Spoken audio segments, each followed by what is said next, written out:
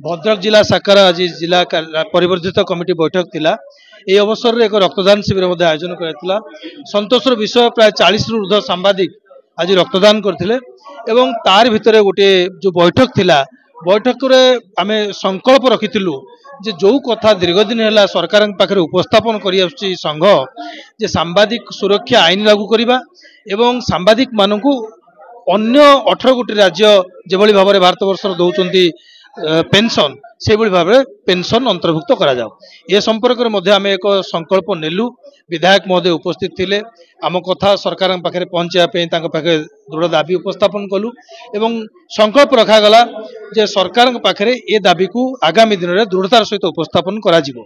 ता सहित आपण माने समस्त लक्ष्य करथिबे गत किछि दिन तले श्रम मंत्री एक अनुष्ठान रे जोग देथिला बेले कहले जे ओडिशार सांबादिक माननकु श्रमिक भाव में गणति करने चिन्हित करने सरकार पक्षर प्रयास आरंभ होईछि। आमे जहाँ को दृढ़ भाव में विरोध करुचु जे सांबादिक मानकु श्रमिक पर्यायर अंतर्भुक्त करा न जाऊ कारण यह सांबादिक मानक एक अपमान एवं सांबादिक एक स्वतंत्र श्रेणी जहाँ अन्य राज्य जो सुविधा सुजोग अर्थनैतिक एवं सामाजिक सुरक्षा सांबादिक मानक जोगई दौरान अनुरूप सुविधा सुजोग ओडिशा सरकार मध्य सांबादिक मानक प्रदान करंतु। तेणु ए संपर्क में आज संकल्प नियागला आगामी दिन में सरकार कौन टालटोल नीति अणदेखा करती दाबी प्रति तेज निश्चित भाव में संघ दृढ़तार सहित राजरास्ता को आनिबो आंदोलन को जीवो। परिसर उत्कल सांबादिक संघ जिला परिवर्तित कमिटी बैठक अनुष्ठित होता। सर्वप्रथमे जो मैंने नूतन कर आज दायित्व ने समस्त को शुभेच्छा और अभिनंदन ज्ञापन करुच्ची। आज ये बैठक रे राज्य एवं जिलार अनेक वरिष्ठ सांबादिक भाई माने उपस्थित होई मार्गदर्शन करथिले।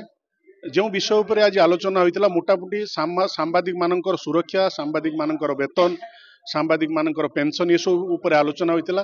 निश्चिंत जेहेतु अनेक दिन पर 24 वर्ष पर आज डबल इंजिन सरकार आछि जेहेतु आमे डबल इंजिन सरकार जन प्रतिनिधि निश्चिंत लोकप्रिय मुख्यमंत्री मोहन चरण माझी नेतृत्व में आज जो भाव में राज्यर विकास होची निश्चिंत सांबादिक माने सेतु जपरी वंचित न रुहति।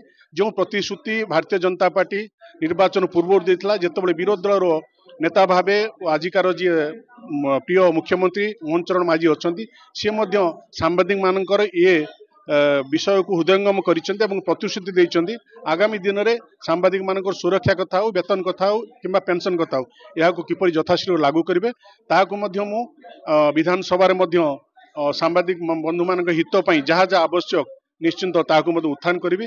कारण आम समस्ते जानते गणतंत्र चतुर्थ स्तंभ हिसाब से सांबादिक मानकर भूमिका ये समाज रे खूब गुरुत्वपूर्ण। कारण लोग आज जिते समाज निष्पेषित हो कि अवहेलित हो दलित हो आज जो सरकार कि प्रशासन आखि आड़ुआड़ रही जाए ताकू लोकाल चुन को आनी था सांबादिक बंधु से निश्चिंत सांबादिक सुरक्षा आमर प्रथम दायित्व। प्रभु जगन्नाथ निकट प्रार्थना करी ये संगठन उत्तर कामना हो। धन्यवाद।